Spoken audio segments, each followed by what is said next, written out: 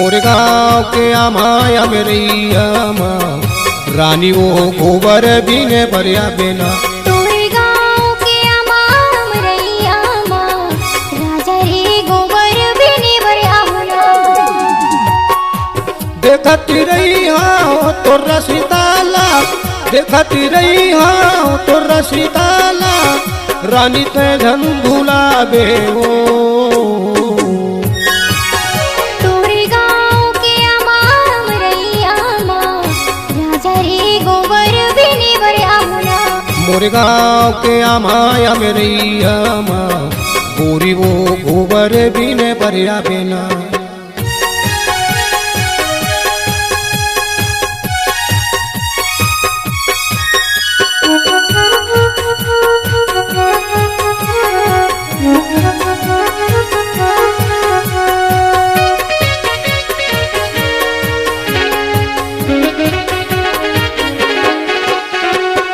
देखो नहीं तोला दिन भरी गोरी मन हो जाते उदास हो, मन हो जाते उदास।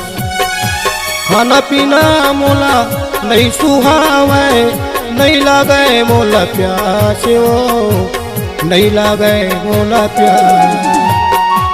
देखती रही हाँ तोरा सीताला, देखती रही हाँ तोरा सीताला रानी ते धन भुलावे। तोरे गाँव के आमाम रैया माँ राजा रे गोबर बिने बरिया होना। मोरे गाँव के आमाया मेरैया माँ गोरी वो गोबर बिने बरिया बेना।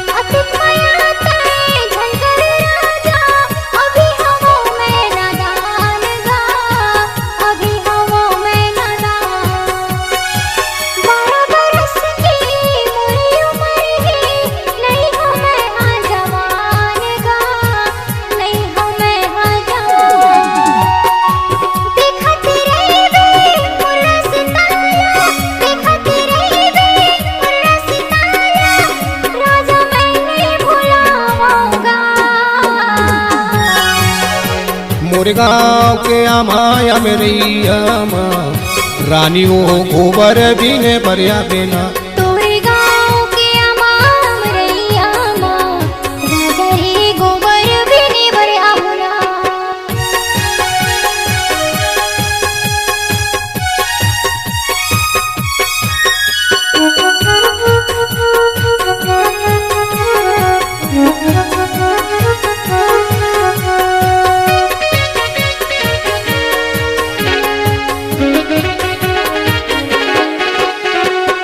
सारे बरस दिन कैसे बिताऊं ढूंढने लहोगे मोलया जो, ढूंढने लहोगे मोलया। नहीं लगे मोला और भरोसा, नहीं देवे का साथ वो, नहीं देवे का साथ। देखती रही हाँ तोरा सीताला, देखती रही हाँ तोरा सीताला रानी ते धन भुलावे। तोरे गाँव के आमाम रैया माँ राजा रे गोबर बिने बरिया होना। मोरे गाँव के आमाया मेरैया माँ गोरी वो गोबर बिने बरिया बेना। देखती रही हाँ तोरा सीताला, देखती रही हाँ तोरा सीताला रानी ते धन भुलावे। तोरे गाँव के आमाम रैया माँ राजा रे गोबर बिने बरिया होना। मोरे गाँव के आमाया मेरैया माँ गोरी वो गोबर बिने बरिया बेना। राजा रे गोबर बिने बरिया होना। गोरी वो गोबर बिने बरिया बेना। राजा रे गोबर बिने बरिया होना।